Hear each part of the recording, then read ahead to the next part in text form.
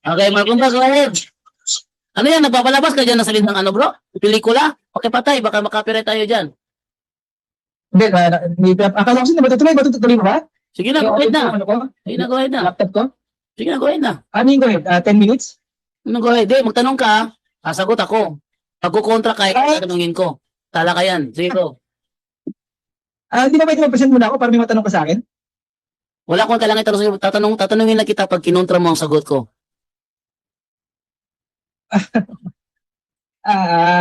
Ay, Dadjo. Sige, magtanong lang ako. Okay. Okay, go ahead. Unang tanong ko, sayang daw makapag-present, no? Sayang. Okay. Unang tanong ko, kaibigan, yung transubstantiation, ibig sabihin nito, ano, no? Yung tinapay at alak nagiging laman at dugo. Tama ba ba? Okay. Yung transubstantiation, yung substance lang niya ang napalitan. Kaya nga transubstantiation. Yung itsura niya, tinapay pa rin. Yung lasa niya, tinapay pa rin. Yung alak, lasang alak pa rin. At alak pa rin. Pero yung substance niya pagkatapos ng consecration ng pare, napalitan na yon ng katawan at dugo ni Kristo. Yun bro.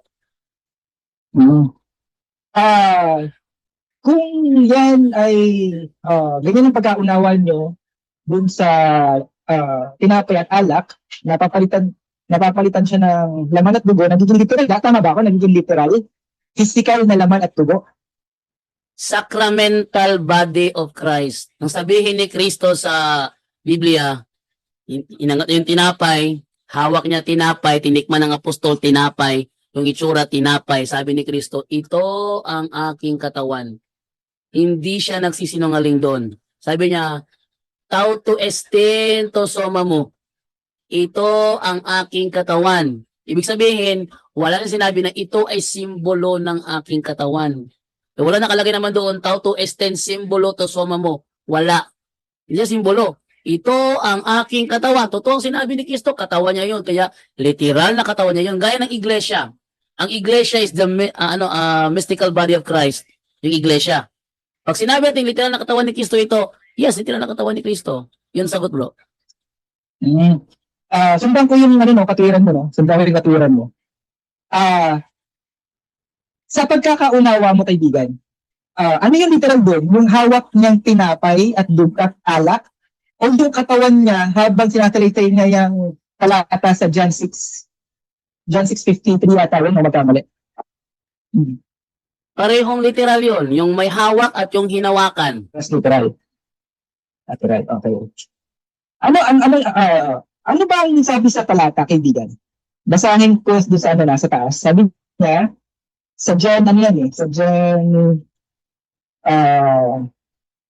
sa talata yun, sa John 6, saan nga ba yan?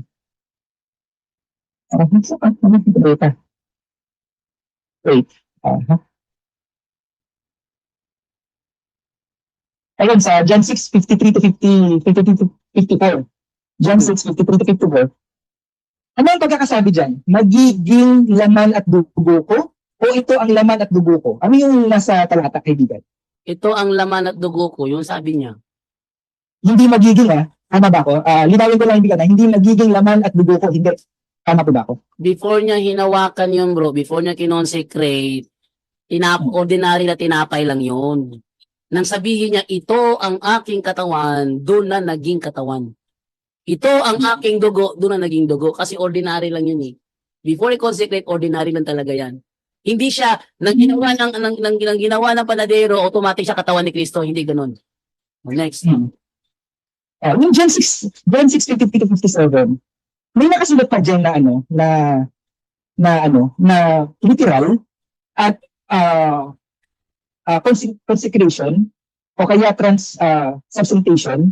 May nakasulat yung sa John 6:53-54. Meron na wala?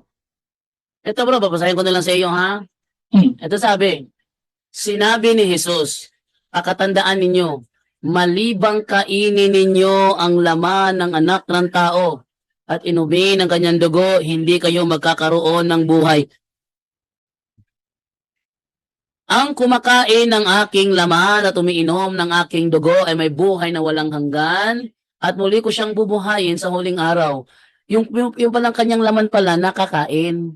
Yung kanyang dugo pala naiinom. Kaya nga yung mga Romano ng panahong ito, persecute sila sa pag-aakalang cannibalism ang ginagawa nila. Kasi pinapakain talaga niya ang kanyang laman. Kasi tinanong, yung kinakain yung laman, literal ba yan o hindi? Sabi ng literal. Ayan, napagkamalang kanibal kasi literal ang kanilang unawa dyan eh. Oh, literal talaga yan. Ba't naging laman ni Kristo yung tinapay? Dahil sa consecration.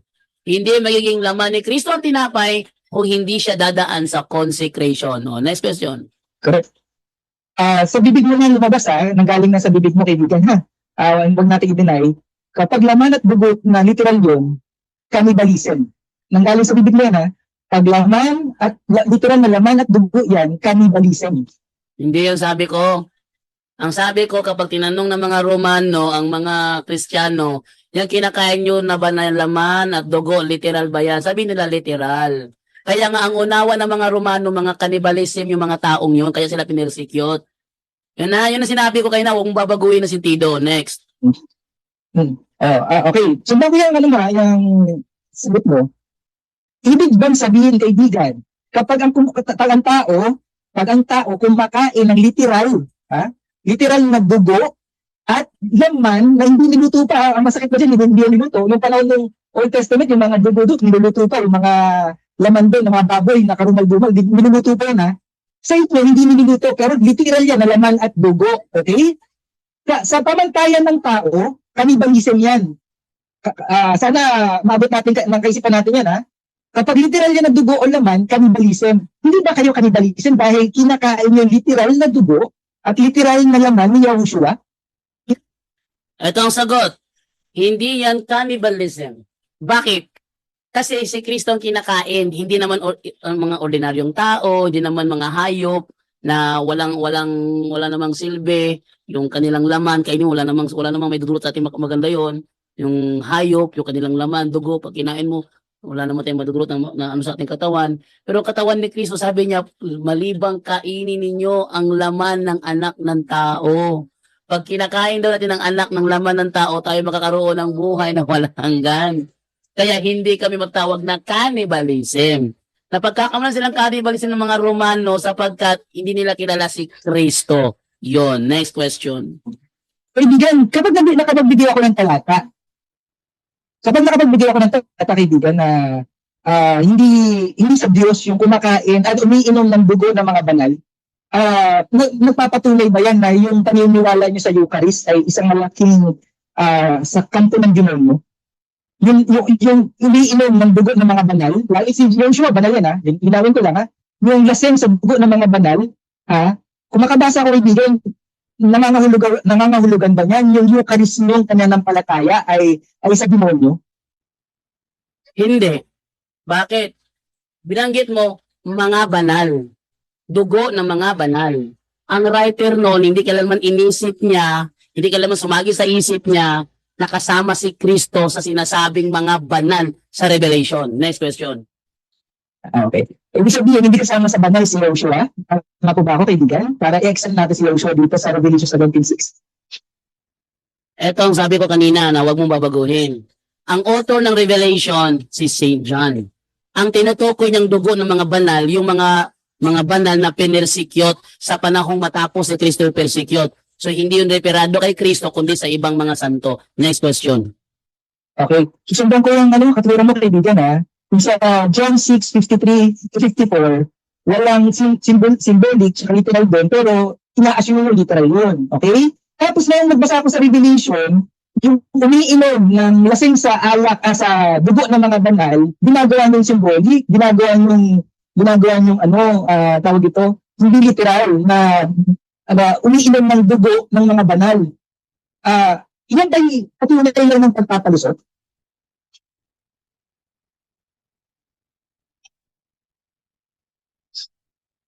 Kaibigan, narinig mo ba ako? Okay. Tuloy yung tanong ko? Hindi lang ako makapagsalita bro kasi umiiyak yung bata eh. Okay lang. Antay kita. Heart. Oh. Hindi. Wait lang muna bro Okay lang, sila.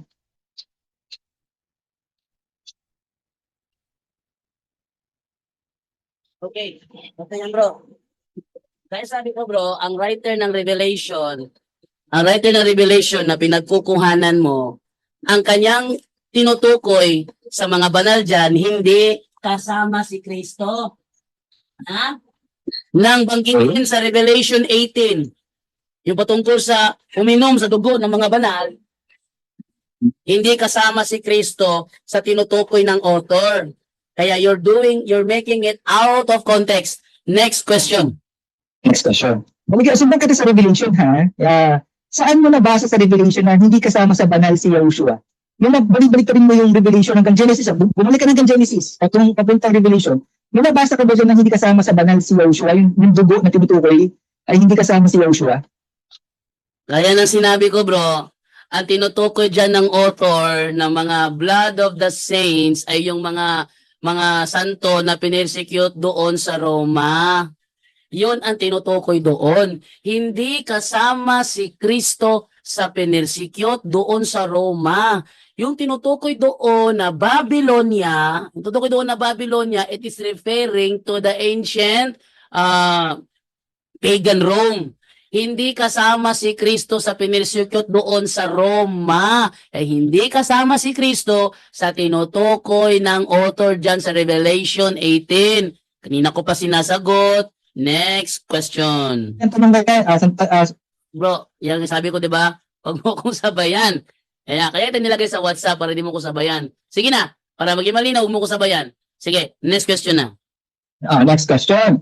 Ang ganda ng sagot mo, kaibigan, no? Ikaw na mismo yung naghuhulog sa, ikaw may naglalak. Bro, dami mong sat-sat, bro eh. Wag ka na kasi sumatsat pa. Wag ka na kasi magpatutsada pa. Kasi yung technique mo nahuli ko na. No? Sinadya kita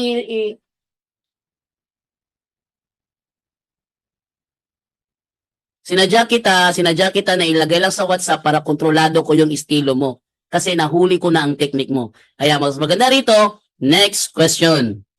Next question. Sabi mo, ikaw na nagsabi, kaibigan, ikaw na nagsabi, hindi kasama si Yahushua sa pinersecute ng Roman Empire. Pag napatunayan ko na kasama si Yahushua at ang pumatay nga ay mga Romano Imperyo, ay nangangahulugan, lumalabas, nagsisinungaling ka, kaibigan. Hindi ako nagsisinungaling. Tama ang sinabi ko kanina. Hindi kasama si Kristo pinersecute doon sa Roma. Maliban na lang kung may ebidensya kang si Kristo ay nakapunta sa Roma at doon siya pinersecute. Doon ka mananalo. At doon ako nagsisinungaling. Kung may ebidensya kang si Kristo ay nakapunta sa Roma at doon siya pinersecute. Kasi ang sabi ko kanina, ang tinutukoy dyan ni Apostol Juan, yaong mga santo na pinersecute doon sa Roma. Kasi ang Babylonia na tinutukoy dyan, tumutukoy yan sa syudad ng Roma, sa ancient pagan Rome. Next question. Pero naniniwala ka, kaibigan, Roman Empire, Bro, hindi Roman Empire tinutukoy, bro, kasi kahit sinong Bible scholar, ang Babylonian tinutukoy dyan ay Roma, syudad sa Roma. Hindi yan Roman Empire kasi pag sinabing Roman Empire, pwede isama yung labas sa Roma. Hindi siya Roman Empire. Siya ay syudad sa Roma. Hindi kasama si Kristo doon na pinersecute sa Roma. Ang author niya na si Apostol Juan, tinutukoy niya na ang blood of the saints na tinutukoy dyan, yung mga saints na ipipersecute doon sa Roma. Hindi sa Roman Empire. Next question. Brother John, napatutunayan ko sa iyo na kamangmangan niyang ano mo. Kasi kamangmangan. Ay, dito ka na, lagot ka ngayon. Kamangmangan ha? Bigyan mo ako ng talata bro na si Kristo nakapunta sa Roma. Hindi. Hindi. Wag ka na. Ito na nga eh. Di ba? Bigyan mo ako ng ebidensya, ng talata. Kasi sabi ko, kamangmangan sinabi ko kanina eh. Sige, kamangmangan. Granting without admitting. Nasaan ang ebidensya mo? Si Kristo ay nakapunta sa Roma, doon siya pinersecute. Brother John, bro. Sige na, sagutin mo na. Wag ka na lang magpalusot. Sa pagkakataong ito, ikaw ang magpapalusot. Alam ko yan. Sige na, sagutin mo. Kasi, kamangmangan yung sa akin, sagutin mo na. Saang talata sa Biblia na si Kristo ay pumunta sa Roma, doon pinersecute. Kasi nang sabihin ko, hindi siya kasama sa pinersecute doon sa Roma. Sabi mo, kamangmangan. Kaya kamangmangan, patunayan mo, nakapunta siya doon at doon siya pinersecute. Alam mo kung bakit, kaibigan? Hindi, sagutin mo bro. Asa ng talata bro? Bagitin mo ha. Dapat ang unang marinig ko yung talata mismo na kung babasahin natin, nakapunta si Kristo sa Roma, doon siya pinersecute.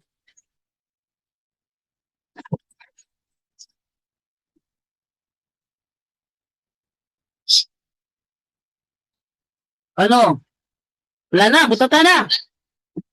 Hindi butata, ayaw Oh, ko sige, sige, sige, ilabas mo ang talata. yung banal na pinatay, Hindi. Bro, wag ka muna magpalusot, bro. Gaya na ginawa ko kanina, sagot muna ako bago ako magdahilan. Ikaw, sagot muna bago ka magdahilan. ngayon. Sige, bigay ko muna talata. Sandali na, hanapin muna, sandali. Sige, pakinggan ninyo ha. Ang hamon ko sa kanya, kasi kamangmangan yung sabi sa akin, yung ginawa ko kanina, kamangmangan daw yun. Na sinabi ko, hindi kasama si Kristo doon sa pinersecute sa Roma, kamangmangan daw yun. Kaya kamangmangan yun, kaya niya patunayan ngayon na si Kristo nakapunta sa Roma, doon siya pinersecute. Ang hinihingi ko yung talata. Abangan natin, ilalabas ba niya ang talata? Babasahin natin talata na si Kristo ay napunta doon sa Roma, doon siya pinersecute. Sige, go. Wait lang. In-research ko. Yung talata, baka alam mo na talata, ibigay mo sa akin, ha? Ay, nako, walang talata niyan, bro. Kaya kita hinahanapan kasi nagmamarunong ka. Pabilib ka eh. Sige na, labas mo talata. Hanggang sa dulo ng mundo, hanggang sa dulo ng daigdig, walang hanapin ko lang, sandali. Hanggang sa dulo. Wait lang, ha?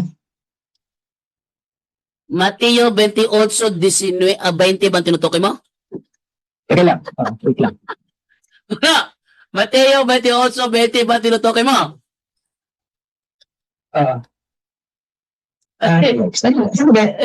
Ilabas nga natin ito. Sige ha, at ilabas ha. Mateo 28:20. Ito labas natin.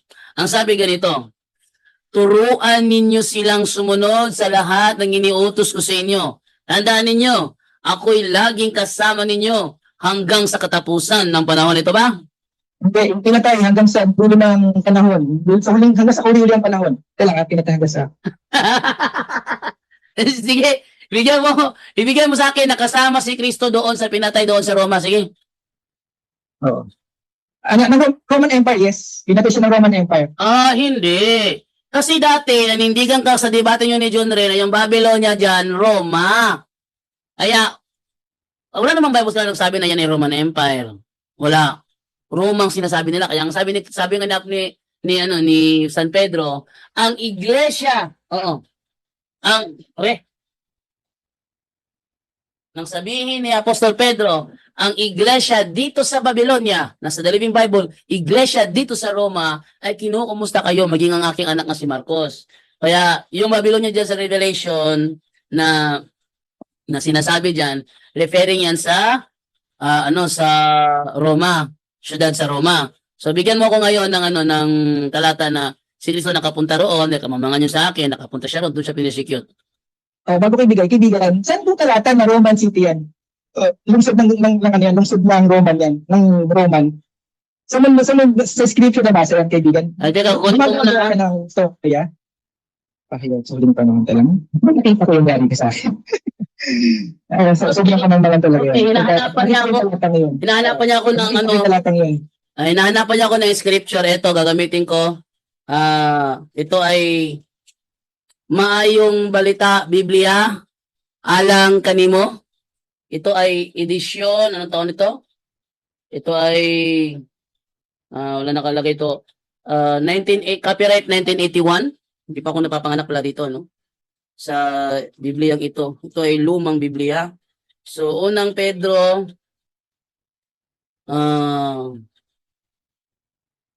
yung Babylonia, Revelation yata yan eh. Babylonia. Ito pala sa listahan sa mga pulong sa glossary niya. Masahin ko muna kasi Bisaya ito, tapos Tagalogin ko Babylonia. Ang kapital sa nasod sa Babylonia kanhi o sa kanasod sa sidlakan sa Palestina.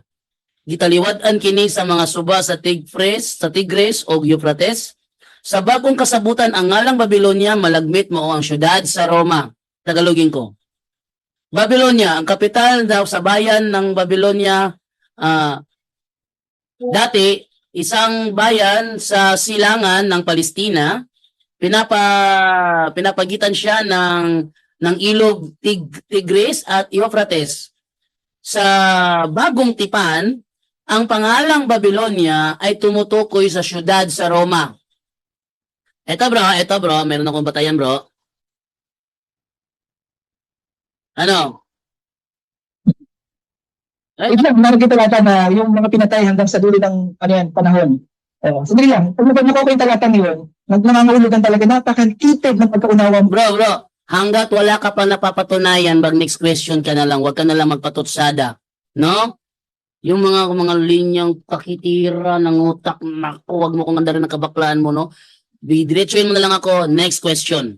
Next question, sige na. Mamaya, babalikan ko yan. Ipapahanap ko lang, sandali Ngayon, ang tawag dito, sa Leviticus kaibigan, sabi sa Leviticus, patutunayan ko lang na imposible yung literal nyo. Kasi sabi sa Leviticus, sabi nga ba sa talata, yan, Leviticus 17:10 to 14, bigyan din ko na lang itong yung sa 10 at yung sa 14. Nasabi, huwag kayong kakain ng dugo ng anumang laman. Okay Huwag kayong kakain ng dugo ng anumang laman.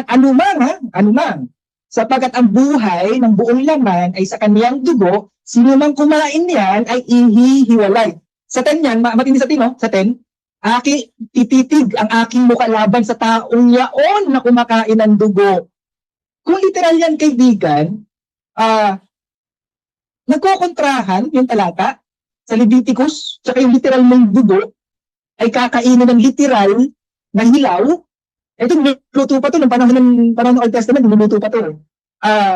Kayo, kinakain nyo ng hilaw. At ito pa, kaibigan, kahit i-challenge kita, after ng consecration, patunayan natin na yung alak at tinapay ay nanatiling tinapay at nanatiling alak na nagsisinungaling ang inyong mga pare. Papayag ba mga pari nyo? Kaibigan, yun ang tanong ko papayag ba yung mga pari nyo? I-challenge natin na after nila bigyan lang kami ng senyas na concentrate na transubstantiation na.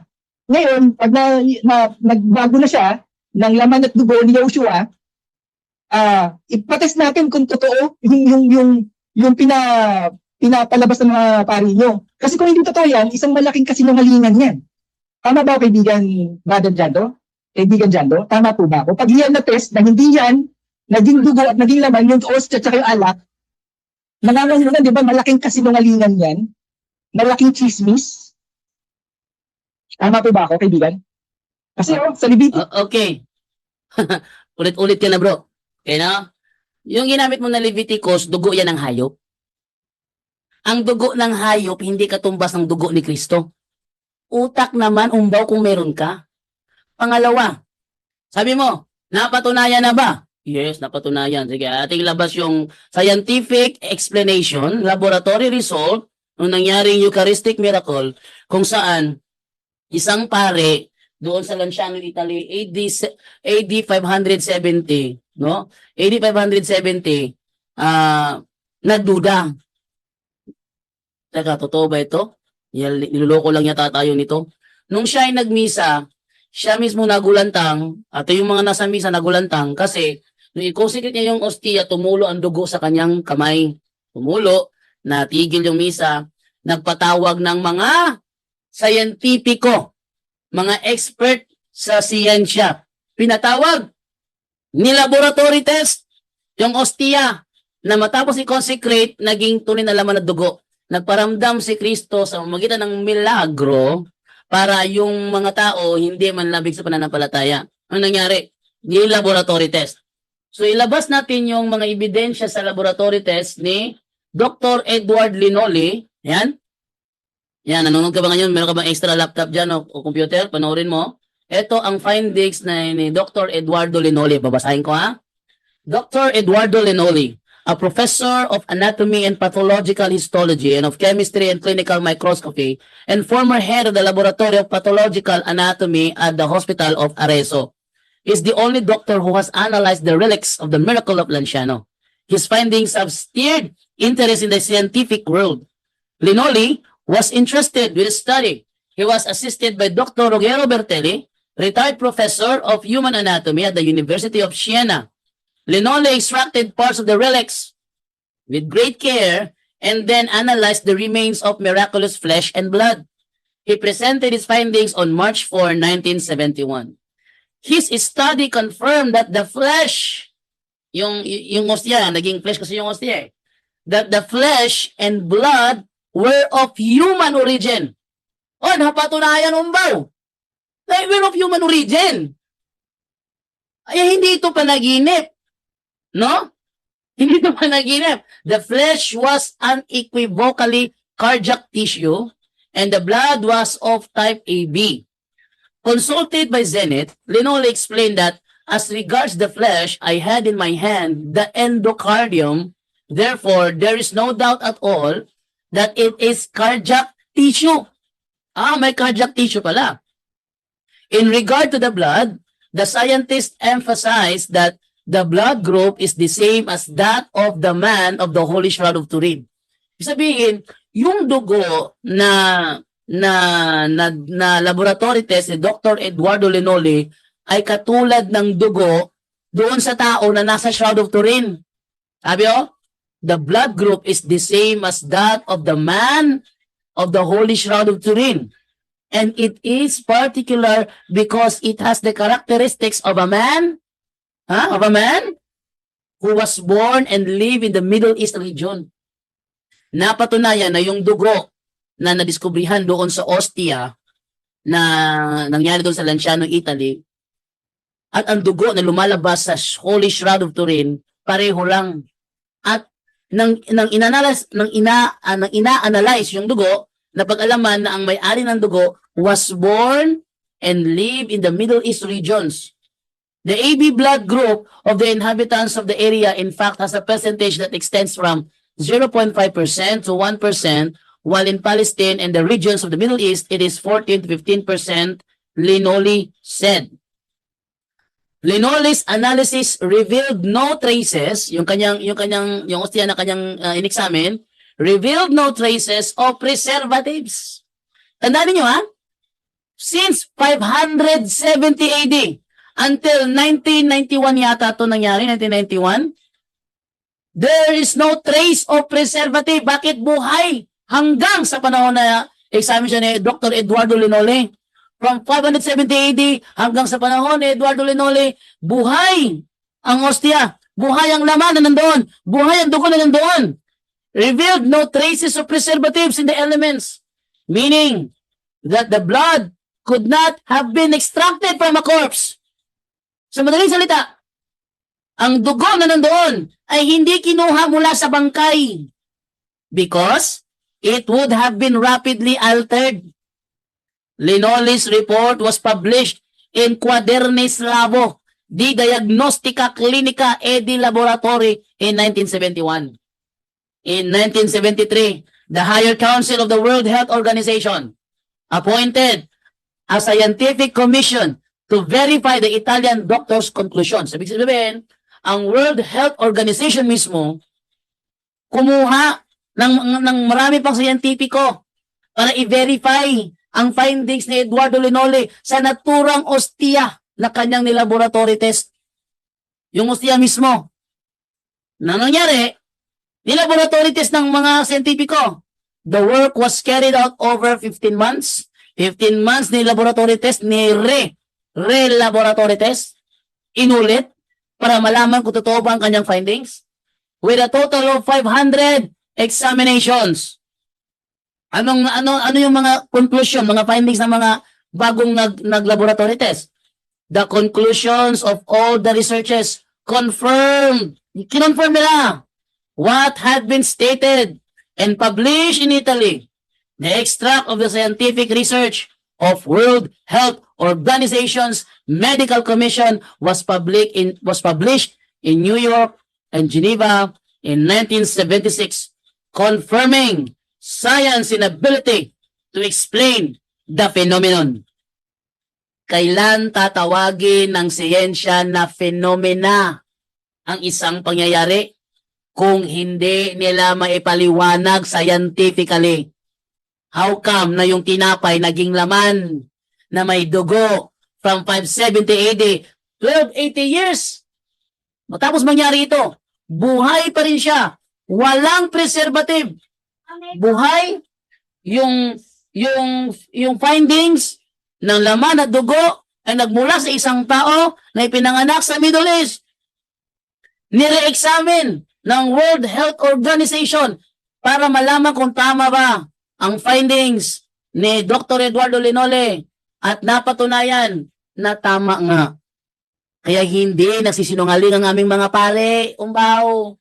Kasi meron ng ebidensya. Ngayon, kung kukontrahin mo yan, hindi kami maniniwala sa iyo.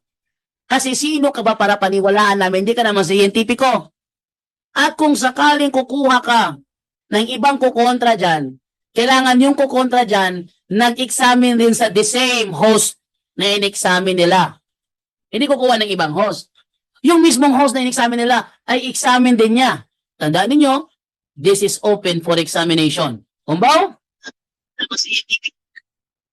Ano bang sarang, kaibigan? Okay, go ahead. Ayun, salamat naman. Ay, natapos din. Okay. O, teka. Ano, naunawa mo yung resulta? Natindihan mo yan? Yes, narinig ko na yan. Inulit-ulit ko pa nga yan. Ah, narinig mo. Inulit pa. Ngayon, tanong, total ka sa ngayon. Okay. Ang next na tanong ko, kaibigan, ganito. Yan bang miracle na yan? Kaya bang maulit-uli yan sa mga misa nyo habang kayo ay nagpapartake ng ostya at ng alak? Maulit ba yan? Oo, hindi na. Yes, naulit siya, bro. Katunayan, eto pa. Ebidensya na naman ulit. Nangingi ka eh. Eto. Noong 1996, yata to, 1996, no? Sa Buenos Aires, Argentina. A local doctor named Ricardo Castañon. Sino si Dr. Ricardo Castañon? Siya ay atheist. Hindi naniniwala sa Diyos. Hindi naniniwala sa demonyo. Hindi naniniwala sa anghel. Hindi naniniwala sa milagro. Siya ang kinuha ni Archbishop Jorge Bergoglio, na kayo mas kilala sa pangalan na Pope Francis. Siya yung kinuha para examine yung nangyari sa Buenos Aires na ang hostia naging laman at dugo, gaya na nangyari sa Lanciano, Italy. Ano ang kanyang findings? Ito. A local doctor named Ricardo Castañon took a sample from what had become known by then as the 1992 sign and sent it to a lab in San Francisco. When the results came back, the lab reported the substance could be human tissue. Tingnan mo ha, pinadala doon sa San Francisco, nang naibalik na ang resulta ng lab report, it could be human tissue. Another analysis by a doctor in Sydney, Australia, likewise concluded the substance was human tissue and could belong to a heart. Bakit? Kasi nakitaan ni Dr. Frederick Zugebe ng left ventricle. Ano yung left ventricle? Sa heart mo lang makikita yun. Dissatisfied with, could, and knowing that Bergoglio, o si Pope Francis ngayon, expected an answer, Castañon sent the material to a third doctor in New York for what he called a blind sample. Eto, pinadala sa New York, yung na-test na pag-alaman human tissue from a heart, nadala sa New York, at pag-alaman doon, at tinawag siyang blind sample. Bakit? Hindi sinabi kung ano yun. Pinadala lang, Dr. Frederick Zugebe, maaari bang hulaan kung anong laman ito? Hindi sinabi na yun ay ostia ha. Sinabi, maaari bang hulaan kung anong laman ito? Kaya blind sample. Ano nangyari? This last doctor was more definitive. The substance he reported belonged to a heart muscle called myocardium. So walang alam si Dr. Zugebe na yung pinadala pala ay galing sa ostia. Ang alam lang niya, hulaan niya kung saan galing yung laman. Kaya ni-laboratory test niya. At nalaman niya na yung laman ay merong heart muscle na tinatawag na myocardium. More specifically, the left ventricle that pumps oxygenated blood from the lungs to the body. The doctor also found the person the sample came from had suffered greatly, including trauma to the chest. At sinabi pa ng doktor sa New York, na si Dr. Frederick Zugebe, na yung may-ari ng puso, laman ng puso, ay dumanas ng matinding trauma sa dibdib niya. Told the sample didn't belong to a living patient. Hindi sinabi sa doktor na ang sample belong to a living patient. The New York doctor said he found the presence of white blood cells inexplicable, since they usually disintegrate minutes after a blood sample is removed from the body. Ibig sabihin pala, yung dugo, minuto lang.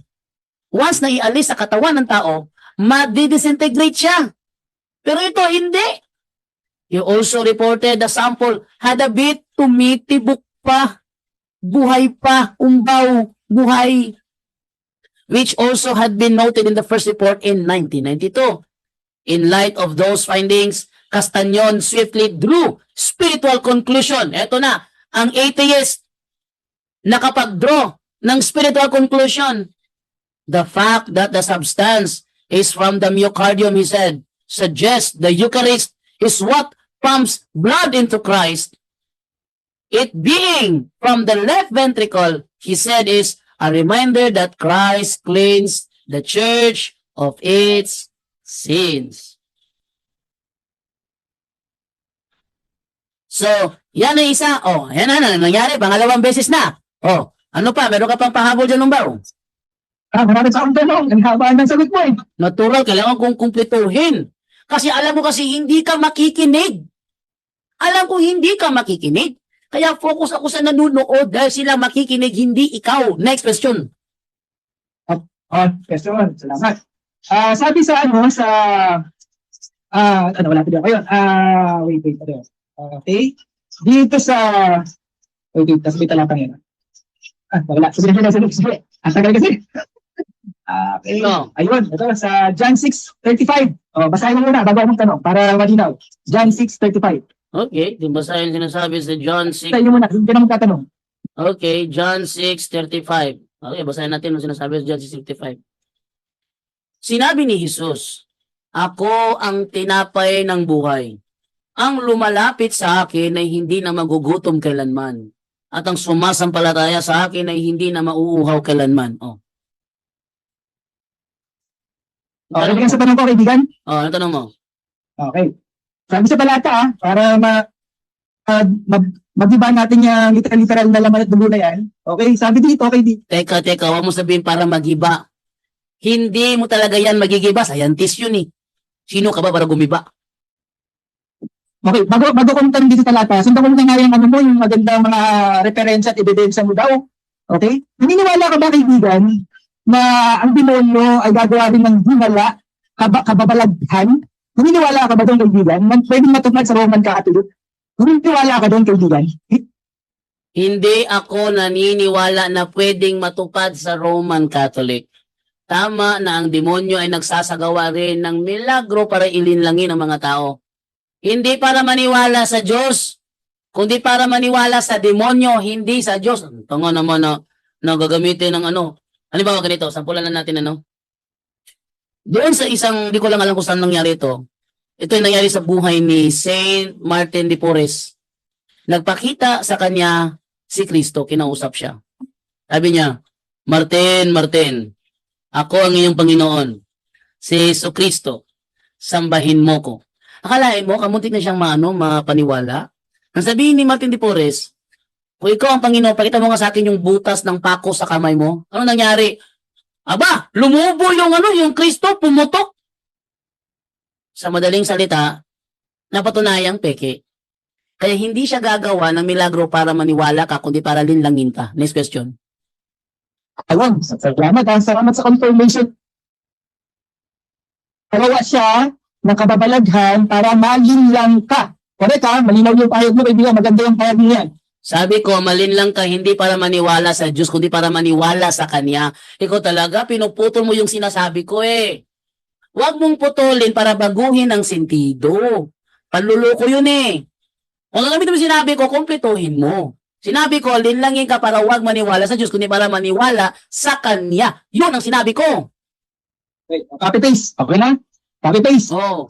Nanggaling sa bibig mo yung kaibigan ha? Nanggaling sa para mapaniwala sa demonyo. Yung kababalagan na yan ay mapaniwala ang maraming madaya sa kanyang kababalaghan. Okay? Kaya patutunayan ko yan sa John 6:35, sabi dito, hindi na magugutom. Bro, teka muna. Magtanong ka. Ano ba naman itong ginagawa mo? Magtanong ka. Yan, friends yun. Sabi dito, hindi na magugutom, hindi na mauhaw.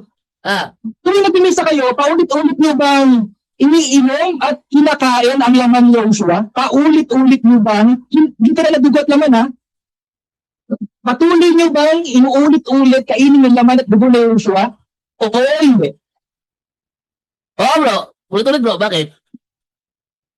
Kaya niyo ba inuulit yan? Ay dahil para patuloy kayong maligtas, dahil kung hindi niyo ipagpapatuloy, ay hindi ka maliligtas? Tama ba ako? Paulit-ulit yan bro, kasi sabi ni Kristo, kapag ito'y ginagawa ninyo, ay ipinapangaral ninyo ang aking kamatayan. Brother Angel, anong nga talata yung Brother Angel? Yung yung talatang yun na kapag ginagawa natin yan, ay ating ipinahayag ang kanyang kamatayan? Brother Angel? Nawala si Brother Angel. Brada? Wala rin si Bradata, no? Okay, basta sinabi ni Kristo na the more na ginagawa natin yan, the more natin ipinahahayag ang kanyang kamatayan. Kaya, para wag maputol, wag natin putulin ang paggawa. Go! Iniinom niyo literal yung dugo dahil nauuhaw uli ba kayo at nagugutom uli kayo? Fernando, Hindi. Brada, ano yan? tinawag mo ako? Tinawag kita, Brada. Saan nga yung talaga sinabi ni Kristo na the more you, na kapag ginagawa din yung pagkain ng kanyang laman at dugo, ating ipinahayag kanyang kamatayan, ang talata ngayon? Ay, saan ba sa 1 Corinthians chapter 11 verse 26? Okay, ating masahin off. Unang Korinto, para malaman ni Mark Umbaw kasi hindi niya alam eh. Unang Korinto 11:26. Ito. Sabi dito ha. Tinanong mo ha. Liwanag eh. Sapagkat pag sinabing tuwing, paulit-ulit. Sapagkat tuwing kakain kayo ng tinapay na ito at iinom sa kupang ito, ipinapahayag ninyo ang kamatayan ng Panginoon hanggang, ibig sabihin, patuloy, hanggang sa kanyang muling pagparito. Hindi ginagawa kasi muling nauuhaw, muling nagugutom, kundi para ipahayag ang kanyang kamatayan hanggang sa kanyang muling pagparito. Yan ang aming turo, Umbaw. Kaya ulitin ko, sa iyo pananampalataya, sa inyong paniniwala. Okay. Inuulit niyo lang ba yan dahil ipinapahayag niyo o nauuhaw ka uli at nagugutom ka uli?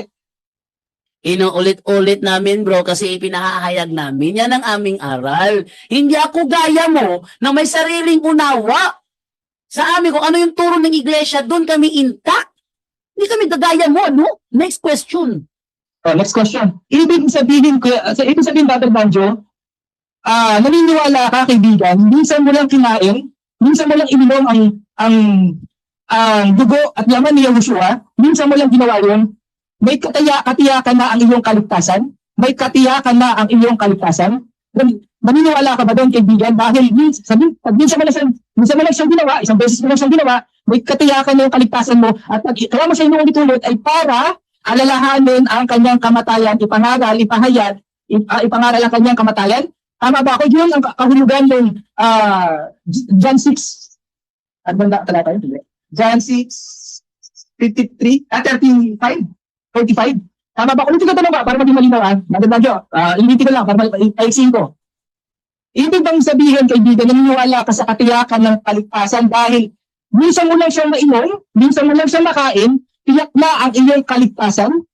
Limawin ko niya, sabi kasi dito, hindi ka na magugutom, hindi ka na mauuhaw, pag nakain mo ang laman at dugo ni Joshua.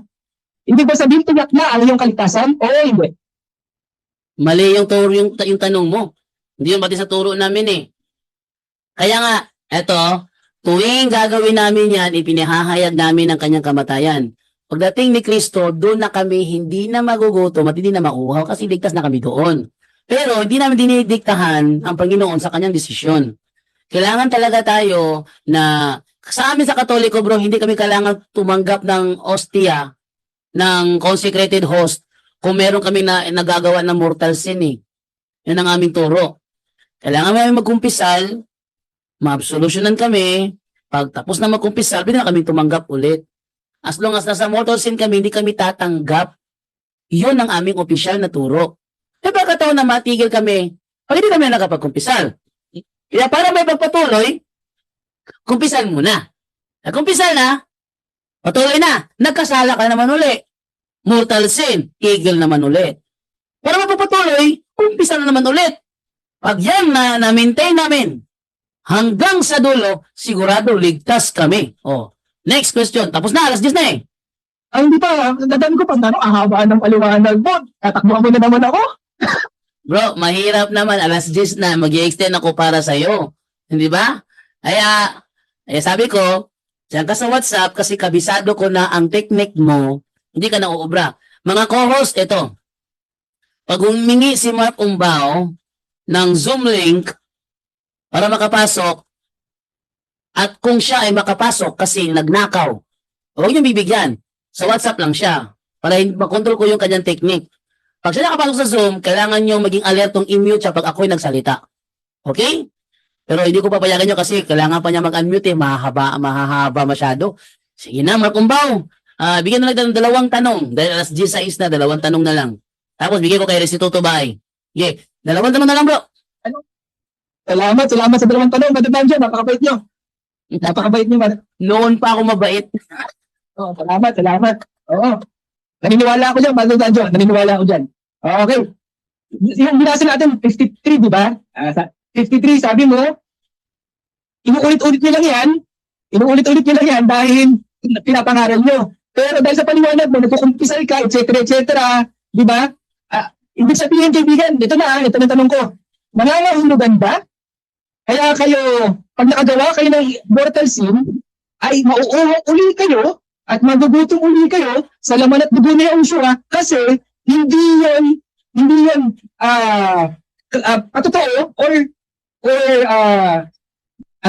patunay na may buhay na walang hanggan ka at ibabangon ka babangon ka sa yung talatang sa Brother Angel, ikaw ang magot niya, Brother Angel. araw. Ulitin yung tanong kaibigan. Sige. Di ba?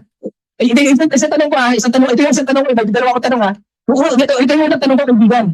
Sabi mo, pag nakagawa ka ng mortal sin, kukumpisal ka at kailangan mo, para makapagpatuloy ka, makakain at makainom ng dugo ni Yahushua. Kasi bakit? May kalakip na kaligtasan sa pag-partake, sa pagkain at pag-inom ng laman at dugo. Tama? Ngayon, sabi mo, para makapatuloy, ibig sabihin po ba kaibigan nun, nauuhaw ka ulit, nagugutom ka ulit dahil nakagawa ka ng mortal sin? Hindi sapat yung minsan mo siyang nainom at minsan mo siyang nakain. Kailangan mo pa siyang i-continuous kasi nauuhaw ka ulit at nagugutom ka ulit dahil nagkakasala ka ng mortal sin. Ganun po ba? Maganda yung tanong mo, pero gusto ko ibigay kay Angel yung pagsagot. Brother Angel. Brother Angel, nandiyan ka pa ba? Nakatulog. Maganda yung tanong niya, Brother Angel. Pag ikaw ay nakagawa ng mortal sin at tumigil ka, at para ka makabalik, kailangan magkumpisal. Ibig sabihin ba daw ay ikaw ay nauhaw at nagutom dahil ka nakagawa ng mortal sin? Paano mo yan sasagutin, Brother Angel? Yan ang mahirap sa mga no? Sa mga hindi na nakatataya. No? Kapag wala ka sa tunay na iglesia talaga, mahihirapan kang mahihirapan ka maintindihan ng banal na ostya. Tandaan mo kapatid, ang ginagawa mo rito no? Yung mentalidad mo, alam mo yung pangkamunduhan, pantao, no? So mahihirapan ka talaga, ginawa mong busog, may magugutom, busog. Ginawa mong pagkain ng physical no? So bro, mahihirapan ka talaga, puro ka self-interpretation kasi you're not guided by the church, you're guided by your own opinion. So mahihirapan ka dyan. Isang talata lang ibibigay ko sa'yo, titingnan natin kung paano mo ipapaliwanag to. Unang Korinto 11:27 nga bro. Okay, unang Korinto 9? 11:27. 11:27 ng unang Korinto, ito ang sinasabi. Wait lang. Ito.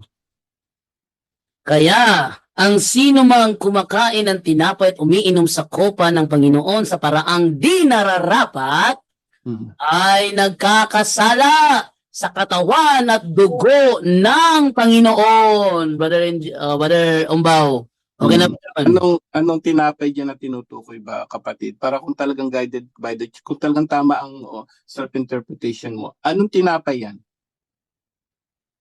Sasagot na po ako, kaibigan. Sige, ano daw tinapay yan? Okay. Salamat sa confirmation mo, kaibigan. Okay. Hindi literal. Tama yung salita ni Brother Angel, no? Hindi siya literal. Huwag mong iliteral. Tama. Hindi siya literal kasi spiritual ito eh. Yung pagkain, yung laman at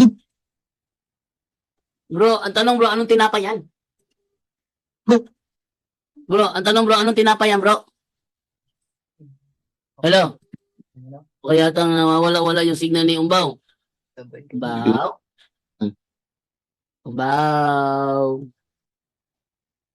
Umbaw? Hirap kasi, no? Pagka wala kang talagang pag puro self-interpretation ng tao. Mahirapan si Brother Eli nga, ganyan din ang ano niyan eh. Lahat oo, lahat tinabang. Kaibigan, sandali. Sasagutin ko ba, tinanong mo ako, Brother Angel? Anong tinapay dito ko dyan bro? Ang tanong niya, anong tinapay? Sandali. Sasagutin ko. Ah. Hindi mo ako nagpihan dito. Kaibigan, haba nyo magpaliwanag. Pag ako, takot kayo. Huwag kang gano'n, kaibigan. Bro, tinatanong ka lang bro, anong tinapay ang tinutukoy dyan? Ostya, na nagsimbolo sa katawan, sa dugo at laman ni Yahushua. Wait lang bro. Relax lang. Huwag mo palatang nataranta ka, okay? Ang tanong ni Brother Angel, anong tinapay ang tinutukoy dyan na kapag kinain mo ng di nararapat, nagkakasala ka sa katawan at dugo ng Panginoon? Anong tinapay ang tinutukoy dyan? Yan tanong ni Brother Angel. Okay, malinaw yung tanong mo ha. Ito sagot ko, makinig ka, Brother Danjo at Brother Angel. Makinig po kayo ha. Spiritual na pagkain, laman at dugo na Yeshua, spiritual. Kasi ang spirito natin, ang kinakain, spiritual na pagkain. Saan talata yan? 1 Corinthians 10:3, 1 Peter 2:2. May spiritual tayong pagkain. Kaya ngayon, sabi mo, physical yan, literal. Malaking kalokohan yan dahil sa... Teka, layo ng... Ang tanong, anong tinapay yan? Kasi merong sinubo ang mga apostol eh. Teka nyo, anong tinapay yan? Kasi may sinubo ang mga apostol. Anong tinapay yan? Sagot na kaibigan, 1 minute. 1 minute. Sagutin mo anong dugo. Anong tinapay yan? Kasi Kaibigan, maganda ko. 1 minute, sasagot ako, 1 minute. Spirit. 1 minute, ang haba naman ng 1 minute. Simple lang naman, pinasagutin niya ng 10 seconds. 10 seconds, sasagot mo na yung tanong ni Brother Angel eh. Kasi ang mga apostol may sinubo. Mayroong hinati-hati na tinapay si Kristo. Ang tanong ni Brother Angel, anong tinapay ang tinutukoy dyan na pag kinain mo na di nararapat, nagkakasala ka? Ano yun? Sasagutin ko na 1 minute kasi kung hindi mo ako sasagutin ng 1 minute, hindi nyo maiintindihan. Ay, naintindihan na namin. Ikaw lang yung matigas ang ulo. Yan. Brother Danjo, okay na 1 minute para mabuksan yung kaisipan ng mga punto por punto. Brother Angel, payag ka, 1 minute, sobrang haba, simple lang tanong mo? Ano yan? Sorry. Ano yan? Sabi niya, sasagutin mo yung tanong mo na pwede mo sagutin ng 5 seconds, sasagutin niya raw ng 1 minute. Payag ka doon? Bakit kailangan mo ng 1 minute? Ang tinapay lang particular, specific eh. Alin ba dyan? Yung bang ginagawa ng mga ano yan? Yung bang ginagamit ng mga apostol yan sa breaking of the bread? Na sa atin eh, mga pari sila, no? Or yung ba yung tinapay mo sa bakery? Yung kinakain mong pandesal sa umaga yan? Alin ba doon? Kasi ang dudukol to ba niya ang sasagot niya yung paliwanag ni Soriano? Yun na nga, yung salita daw. Aral daw, aral. Aral Hindi literal tinapay, kundi aral. Tama ba? Daw aral? Mali. Kaya makinig ka, kaibigan. Kaya makinig ka. Sige, pakinggan natin. Pag matutunan ka, Brother Danjo at Brother Angel. Huwag mo sabihin, natutunan kami kasi matagal na kaming natuto. May distinction yan tandaan natin, ang mga apostol nag-breaking of the bread yan. Yes. So, pipet silang hawak, no? Tapos nangaral. So, Yes. yun ang kapagsamba dapat dahil sabi ni Jesus, gawin nyo ito. No? Ito, ang aking katawan. Gawin nyo ito word for word, sinabi ni Jesus yan, gawin nyo ito. Ginawa ka ng mga na may tinapay breaking of the bread? Yes, ginawa. Ngayon, may tinapay na binibreak nila pagka sila'y sumasamba. Si Apostol Pablo, basahin mo sa 7:20 ng gawa, nag-breaking of the bread siya. No, ang sinasabi ko, alin ang tinapay dyan? Yung ba o yung ordinary tinapay na kinakain ng pandesal sa o kahit anong tinapay sa bakery? Alin ba dun sa dalawa lang Yun lang ang tanong ko. Wag kang pumunta sa salita, sa spiritual, hindi. yung kasi nag-break of the bread yan, no? Nag-breaking of the bread. Alin doon yung tinapay, bro? Yung tinutukoy dyan. Sasagutin ko, Brother Danjo tsaka Brother Angel, kung may 30 seconds ako. Kasi Sige. kung bibigyan ng 30 seconds, kayo nga halos 30 minutes na kayo nagsasalita, hinahayaan. Sana maging fair kayo, no? Sana maging fair kayo. Dalawa lang naman ang Oo. choice. May tinapay po Oo. kasi. May paliwanag yung kaibigan, may paliwanag para maintindihan nyo. Kasi kung puro verbatim kayo, word for word, literal ang basa nyo sa scripture, ligaw talaga kayo. Kasi walang Holy Spirit na magpapaunawa sa inyo ng alam nyo na yung talata. O kayo, Oo. hindi na dapat letra for letra. Ano nangyari? Kala ko Bible ano. Ay, ano ba yan? Sige nga, ano Brad, Jando, ikaw. Sige. Set ko muna ang 30 seconds ni Umbaw. Dalawang option. Ikaw, Ed. Tinapay ng mga apostol na ginagamit nila, binibreak na consecrate nila, o yung tinapay na ordinary tinapay na galing sa bakery. So, alin dyan sa dalawa? Yun lang. And you can answer it in 30 seconds. Sige bro, go ahead. Sandali. Nagsarado yung, ano ko, laptop ko, sandali. Hindi ko bisa din talata. Sandali. Wala. Hinatay ko lang ka-open. Sandali. Na-close eh. Ano?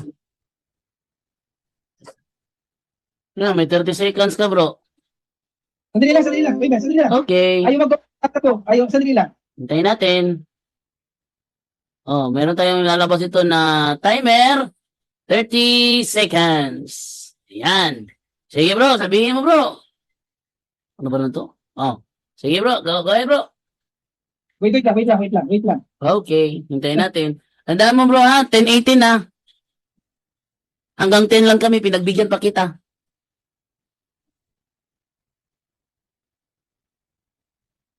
Madalis dito to. Pasensya ka na muna. Ito na mabigyan to si Mark Umbo. Minsan lang to eh. Next, ano na tayo, 10 na to. Hanggang pagtapos ito, tapos na tayo. Dahil 10:18 na. Sige na, Mark Umbo, go ahead. Sandali, nawawala yung talata ko. Sandali. Nawa mo lang talata mo. Tingnan mo sa Biblia. Tingnan mo sa Biblia mo, hindi mo wala. Okay na. Andito pala. Okay, yan. Okay. Okay. 30 seconds. Sige. Okay. Ang basehan ko ng, yung sagot ko dyan, ostya, tinapay, na nagsisimbolo sa katawan, sa laman at dugo ni Joshua. Ano yun? Ba't nagsisimbolo? Kasi sabi sa John 6:63, sabi sa mabuting balita, Bible, sabi, hindi magagawa ng laman. Basahin nyo to sa sa MBB version, hindi magagawa ng laman. Bakit? Ano sabi sa John 4:23-24? Ano sabi dito? Ang salita niya ay espiritu at buhay.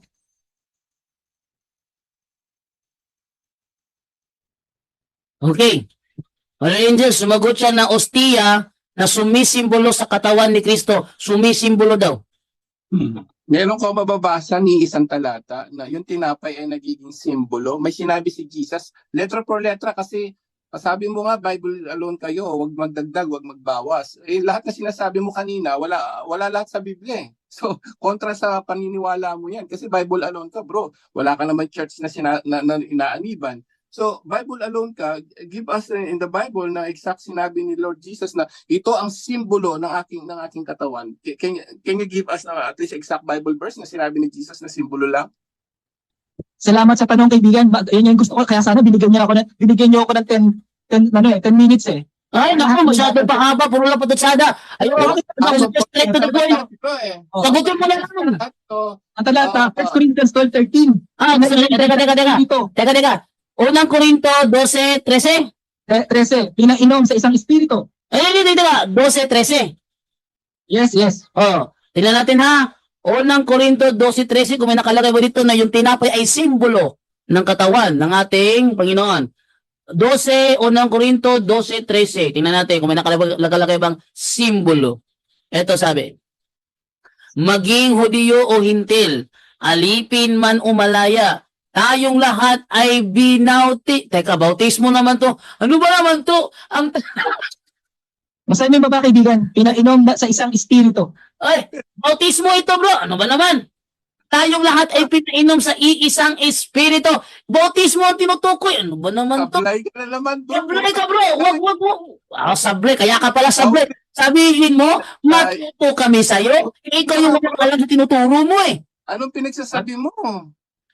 Natamaan si Undo sa 1 Timoteo 1:7. Ano sabi sa 1 Timoteo 1:7? Eto, nais nilang maging tagapagturo ng kautusan, gayong hindi naman nila nauunawaan ang kanilang sinasabi at ang kanilang mga itinuturo ng may buong tiwala sa sarili.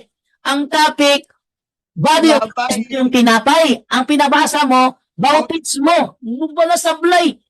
Sablay eh. Sige. Okay na siguro, bro. Ano na, oh. Oh, 10:22 na. O, bigyan ko na lang si Badil si Tuto para hindi naman unfair sa kanya. At sablay na siya sa pinakahuli. Yun na yun, bro. Bro, ano naman, mag-isip-isip ka na, bro, kasi mahirap pa magtiwala sa sarili lang, no? Kasi marami nang sabi ni Father Rich Manila, pag nagkamali ka ng interpretation dyan, impyerno ka dyan. Hindi, ang problema kasi dyan, hindi lang ikaw nagiging sanhi ka pa ng pagkakasala dahil magtuturo ka sa pamilya mo. Tuturuan mo girlfriend mo na ito yung tama. Saan galing ang turo? Sa'yo. Yung mga Yun libro, na tandaan mo, Brother Mark, kahit sa school, bro.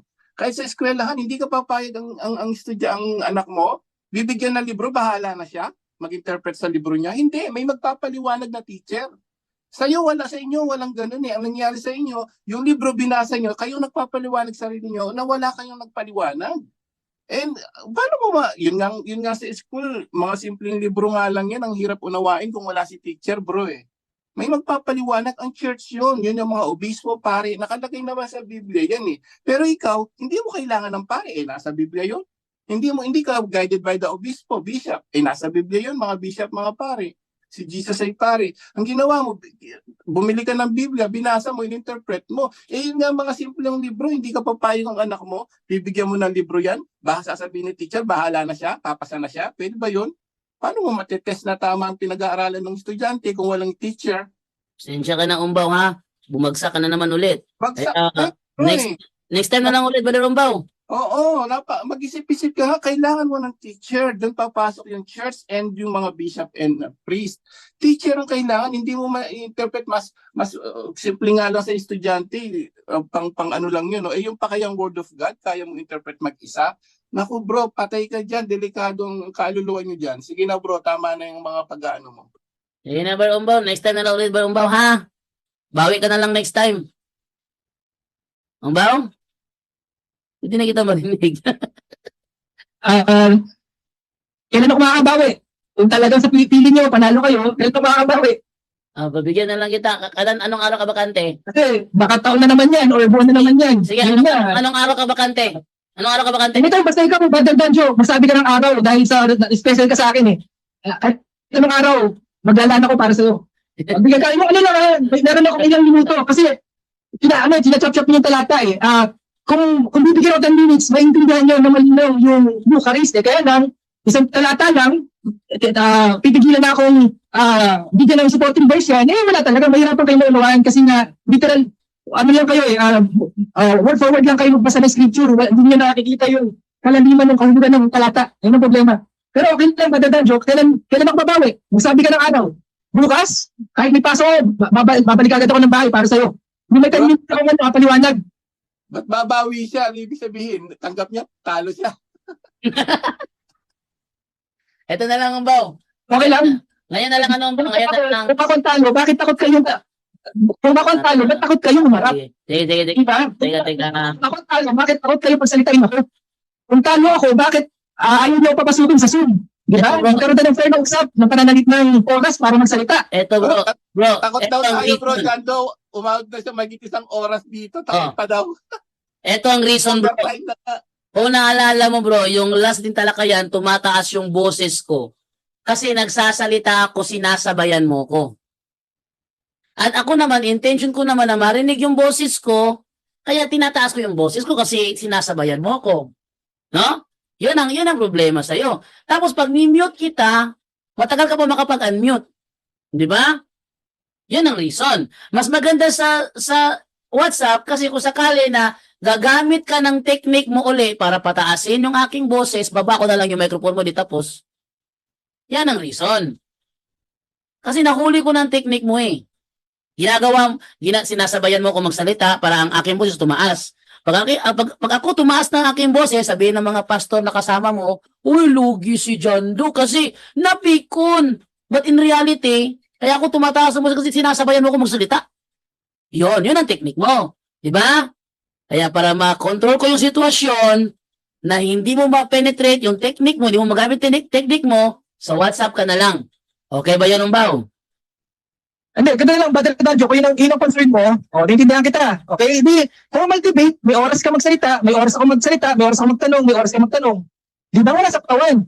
May moderator na sumasaway at nagme-mediate sa atin. Pero ba't hindi haharap ang punto por punto sa akin?